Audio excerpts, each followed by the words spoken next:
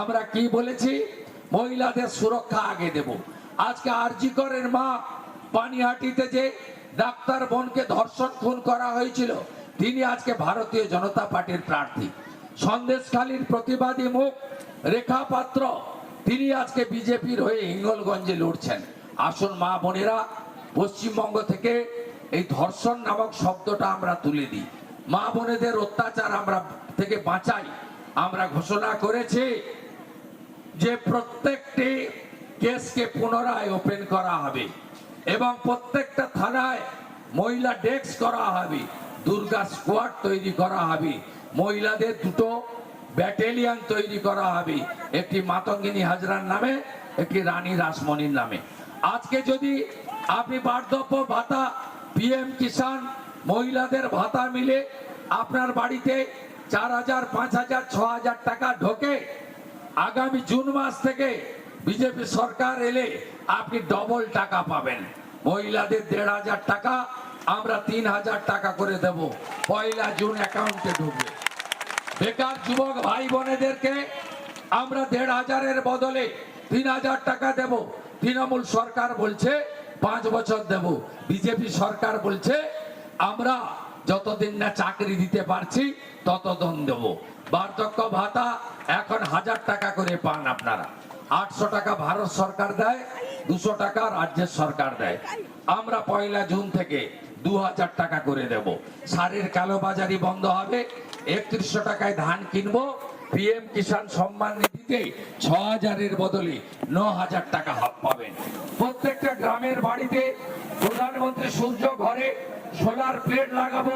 21টা রাজ্যে, বিজেপি শাসিত রাজ্যে সোলার প্লেটে বিদ্যুৎ আসে। প্রধানমন্ত্রী সূর্য ঘর প্রকল্পে সোলার প্লেট ভারত সরকার লাগিয়ে দেয়, ইলেকট্রিকের মিটারে বিল আসে না। আমরাও গ্রামের মানুষকে ইলেকট্রিকের বিল যাতে দিতে না হয় তার জন্য সোলার লাগাবো সূর্য ঘর কর্মসূচিতে। নলে জল আমরা দেব। আজকে মুখ্যমন্ত্রী নন্দীগ্রামের মানুষকে শাস্তি দিচ্ছেন। আমি জলের প্রকল্প এনেছিলাম, আপনারা দেখবেন গোলপুকুর বিরুলিয়া বাজার বেরিয়ে গেলে পাইপ গুলো পড়ে আছে, জং ধরছে, ধুলোবালি হচ্ছে, পাততে দেয়নি। জলটাকে শুধু বিজেপি খেত, তৃণমূলের সঞ্জয় দিন্দা জল খেত না। জলটাকে শুধু হিন্দুরা খেত, সুপ্তির মুসলমান গ্রামের লোক খেতে পেত না। কিন্তু জলের পাইপটা পর্যন্ত পাততে দেয়নি। পাততে আপনাকে হবে না। 4 তারিখের পরে আপনাকে প্রাক্তন করার দায়িত্বটা আমার। প্রাক্তন করবো আপনাকে। আমি কথা বাড়াবো না। এই অঞ্চলের আরেকটা প্রান্তে যাব, ভেকুটিয়া যাব, অনেকটা দূরে। আমাকে গোটা রাজ্য ঘুরতে হচ্ছে। আমি আপনাদের কাছে বিনীতভাবে বলবো যে আপনারা এই নির্বাচনে আমাকে আরো বেশি সংখ্যায় সমর্থন করুন, আমি যাতে বেশি ভোটে জিততে পারি।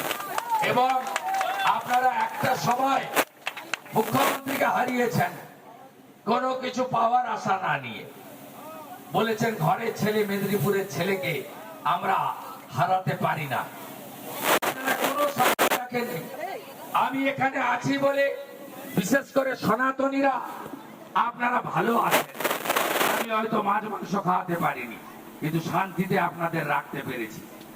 নানা ধরনের কন্টেন্ট দেখার জন্য লাইক করুন, শেয়ার করুন আমাদের ফেসবুক পেজ, সাবস্ক্রাইব করুন আমাদের ইউটিউব চ্যানেল। পাশাপাশি অন্যান্য ব্রেকিং নিউজের জন্য অবশ্যই চোখ রাখুন রিপাবলিক বাংলায়।